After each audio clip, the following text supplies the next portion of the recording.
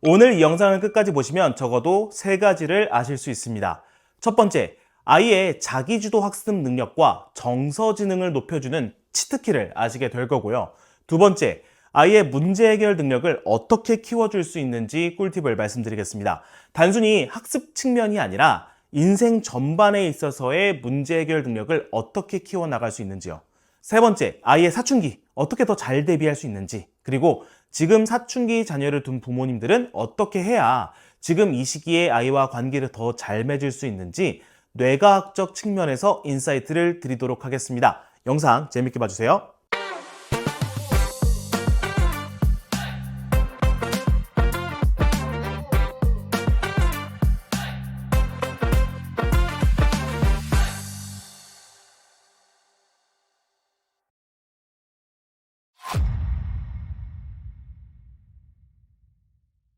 안녕하세요. 실천할 수 있는 교육 인사이트 만들이는 가른 패밀리 브루스피즈입니다. 오늘 영상의 키워드는 자기주도 학습, 정서지능, 문제 해결 능력, 사춘기인데요. 이 키워드들은 우리 신체 기관 중 어디랑 밀접하게 관련이 있을까요?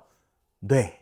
정확히는 언어 기능, 감정, 논리적 사고, 기억력을 담당하고 있는 전두엽입니다. 그러니까 이 전두엽에 대해 잘 이해하고 어떻게 활성화시켜줄 수 있는지 알 수 있다면 우리 아이 교육 측면에서 정말 큰 유익 그 자체인 거죠. 이러한 맥락에서 서울대학교 소아정신과 김북영 교수님의 1000번을 흔들리며 아이는 어른이 됩니다에 나와 있는 정말 주옥 같은 인사이트와 솔루션을 오늘 영상에서 말씀드려보려고 합니다. 제가 이전 영상들에서 전두엽에 대해 잠깐 말씀드린 적이 있는데, 오늘은 김북영 교수님이 말씀해 주신 내용으로 더 명확하게 정리해 드려 볼게요. 일단 전두엽이 정확히 어떤 기능을 하는지 빠르게 핵심적인 부분을 말씀드려 보면요. 인간을 인간답게 만드는 기능을 합니다.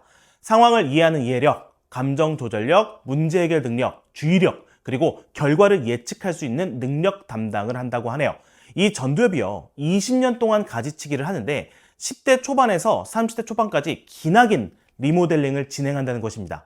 이 가지치기 양을 따져보면 10대 초반에 무려 50% 이상이 일어난다고 합니다. 감정 조절력을 담당하는 이 전두엽이 50% 이상 변화를 경험하니까 사실 사춘기 때 아이들이 보이는 그런 과격한 행동들도 이런 맥락에서 이해가 되는 거죠. 자, 그러한 의미에서 오늘은요, 자기주도 학습, 문제 해결 능력, 그리고 사춘기 이 3가지 키워드와 관련해서 우리 부모님들이 일상에서 바로 적용해 보실 수 있는 그런 솔루션 위주로 말씀을 드려볼게요.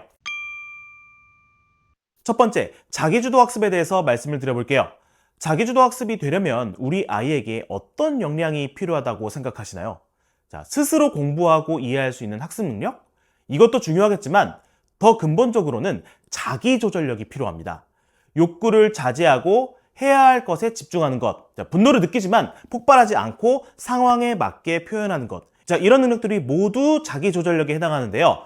놀고 싶은 마음, 친구에게 서운하거나 화난 마음 모두 가라앉히고 스스로 통제하는 방법을 알아야 자기 주도로 무엇인가 효율적으로 할 수 있겠죠? 이 자기조절력은 크게 2가지 요소로 이루어졌다고 합니다. 바로 잠깐 멈출 수 있는 힘과 평소 생각하는 힘입니다. 잠깐 멈출 수 있는 힘이 어떤 건지, 그리고 이걸로 인해서 얼마나 큰 나비 효과가 일어날 수 있는지 말씀드려 볼게요. 잠깐 멈춘다를 학업적인 측면에서 좀 크게 보자면, 자, 고2 학생이 너무 놀고 싶지만 내년 수능을 위해서 1년 동안 노는 것을 잠깐 멈추는 것도 잠깐 멈출 수 있는 힘인데요. 이런 스케일은 사실은 어른도 힘든 것 같아요. 자, 오늘 영상에서 말씀드리는 잠깐은 5초에서 10초? 자, 3초만 멈출 수 있는 그런 능력을 말합니다. 오늘 가정에서요, 우리 아이에게 3초만 멈출 수 있는 연습을 꼭 시켜주시면요, 아이의 학교 생활이 완전히 달라질 수 있습니다. 얼마 전에 이현아 선생님과 인터뷰를 진행한 적이 있는데요. 사실 교실에서 아이들이 친구들 사이에서 서로의 말 때문에 상처받을 일이 많잖아요. 선생님이 말씀하시기를, 자, 어떤 친구가 상처를 주거나 놀리는 말을 한다? 이 말을 자극이라고 말씀하셨고, 이 말을 듣고 화를 내는 상황을 반응이라고 말씀하셨어요. 자극은 이미 벌어진 일이니까 바꿀 수 없지만 반응은 바꿀 수 있고 사람마다 다릅니다. 누구는 상처를 받고 누구는 같이 싸우고 누구는 더 지혜롭게 반응을 해서 친구들 사이에서 인정을 받는다는 거죠. 선생님이 말씀하시기를 이 자극과 반응 사이에 공간을 넓혀주면 우리 아이들 모두 더 현명한 결정을 할 수 있다고 하는데, 이 공간을 어떻게 넓히는지 인터뷰 장면 짧게 보시죠. 아이들과 이제 이걸 습관하기 위해서 굉장히 노력을 하는데, 그럼 자극과 반응 사이에 어떻게 그 공간을 넓힐 것인가 하는 거잖아요. 맞아요. 그래서 제가 아이들과 나누는 건 이거예요. 하나, 둘, 셋, 3초를 세는 거예요. 그리고 주변 소리 듣기 이렇게 얘기해요. 그러면 아이들이 심호흡을 하면서 3초를 내 안에서 세요. 그리고 주변 소리를 들어요. 그러면 지금도 에어컨 돌아가는 소리라든지 주변 소리가 있잖아요. 요거를 들을 어떤 공간을 딱 확보하면 내가 한 템포 쉴 수 있어요. 그 죽음의 수용소에서라는 책을 쓴 빅터 프랭클이 한 말인데, 자극과 반응 사이에 공간이 있다. 그 공간 안에서는 내가 선택할 수 있는 자유 의지가 있다라고 이야기를 했거든요. 그래서 여기에서 공간의 틈만 생기면 아이들이 선택할 수 있는 거예요. 내가 여기에서 지금 소리를 지를까? 아니면 한번 참을까? 아니면 어떻게 내 감정을 좋게 표현하면 좋을까? 무슨 단어를 골라서 이 아이한테 얘기를 해야 되지?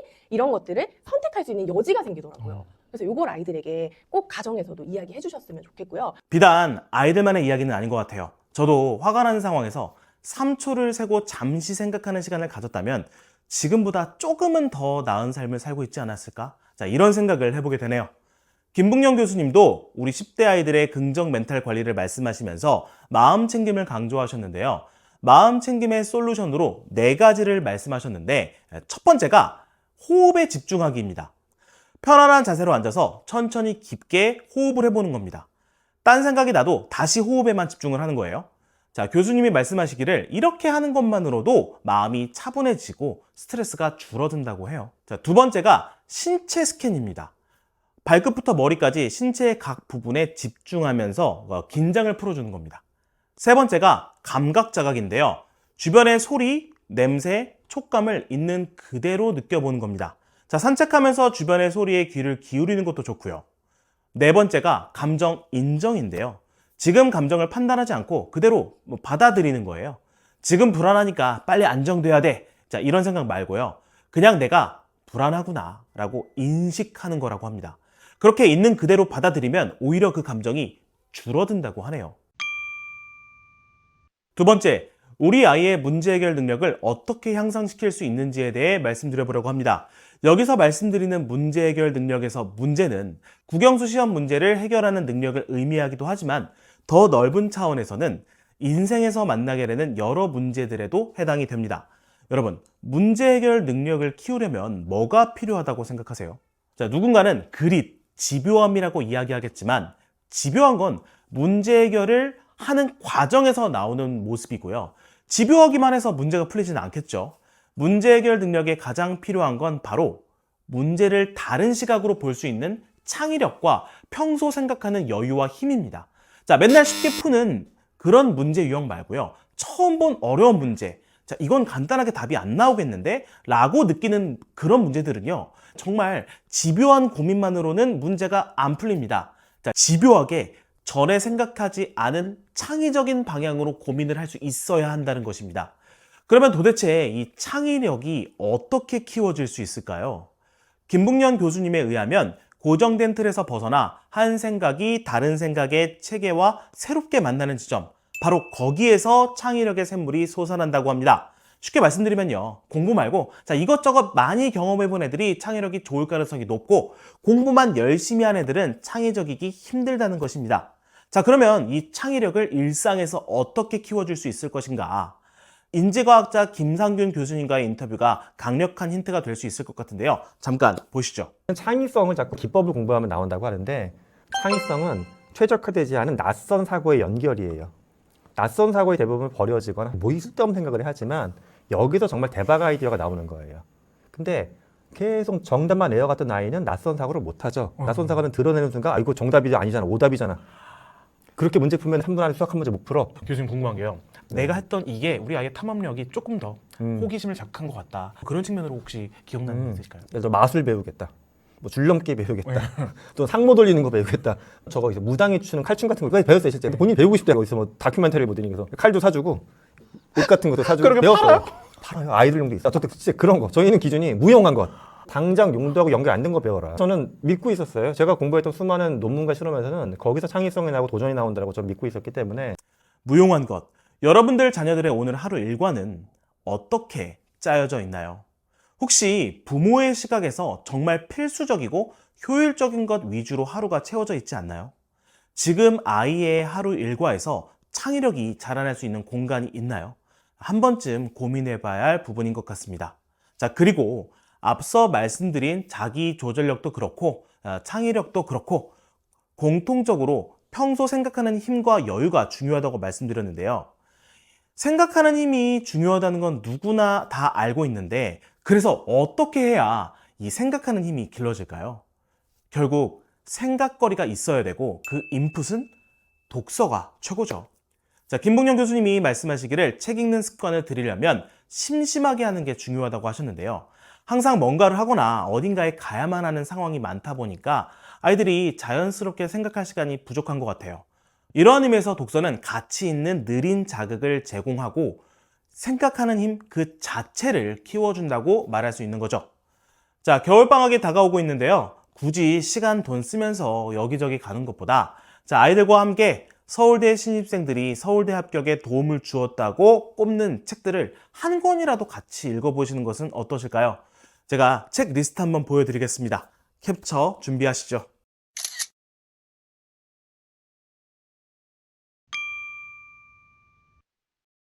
자, 이제는 사춘기 대비를 어떻게 해야 할지에 대한 이야기를 나눠보려고 하는데요. 유튜브 교육 콘텐츠에서 가장 많이 보이는 키워드와 제목이 있는데요. 바로 사교육 없이 뭐뭐뭐 하게 된 비결, 이런 구조입니다. 저도 실제로 사교육 없이 좋은 결과를 내신 부모님들을 많이 만나 뵙고 인터뷰를 많이 하잖아요. 그런데 신기한 게요. 거의 대부분의 교육 전문가 분들이요.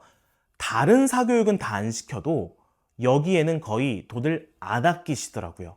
사실 다른 공부는 안 시키고 이것만 올인하시는 분들도 많이 봤어요. 바로 예체능입니다. 예체능이 중요하다. 결국 체력이 중요하다. 뇌 발달에 운동만 한 게 없다. 이런 이야기들은 많이 들어보셨죠? 자, 그런데요. 김북년 교수님 말씀에 의하면 마음 상처를 극복하는데도 이 예체능이 큰 도움을 준다고 하네요. 특히 학교 폭력 후유증을 극복할 수 있는 다양한 프로그램 중에 하나로 예체능 활동을 꼽으셨어요. 예체능 활동이 아이들의 공감력을 키우는 데 큰 도움이 되고 다친 마음을 회복하는 데도 효과적이라고 말씀하시네요. 제 의견을 하나 더 하고 싶은데요. 예체능 활동 경험은 최대한 빠를수록 좋은 것 같아요. 사춘기 아이들이 마음의 안정을 얻자고 갑자기 악기를 배우는 게 현실적으로 쉽지 않고요. 운동을 평소에 안 하던 아이가 마음 치료 차원에서 갑자기 운동을 하는 것도 사실 시작이 쉽지가 않겠죠.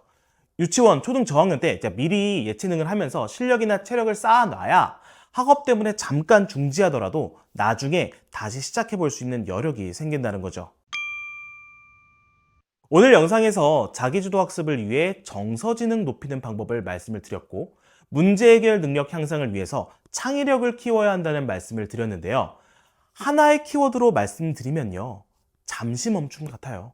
잠시 멈췄을 때 우리는 더 생각할 수 있고 덜 상처받을 수 있고 상대방에게 더 좋은 가치를 줄 수 있다는 것입니다. 겨울방학 때 무엇을 해야 될까 고민하는 것도 중요하겠지만 우리 아이와 함께 마음 근육과 생각 근육을 키우는 잠시 멈춤의 연습을 꼭 일상에서 해보셨으면 좋겠습니다. 1000번을 흔들리며 아이는 어른이 됩니다. 자, 이 책은요, 이러한 의미에서 우리 아이와 함께 같이 읽어보시는 것을 추천드리고 싶은데요. 자, 뇌 성장, 마음 성장, 내면 훈련, 관계 훈련까지. 부모님들은 사춘기 아이들을 더 깊이 있게 이해할 수 있는 기회가 되실 거고요. 아이들은 나 자신을 돌아보면서 위로를 얻고 긍정적으로 앞으로 나아갈 수 있는 힘을 얻게 될 수 있을 것 같아요. 오늘 영상 어떠셨나요? 영상이 도움이 되셨다면 구독과 좋아요 부탁드릴게요. 끝까지 시청해 주셔서 감사합니다.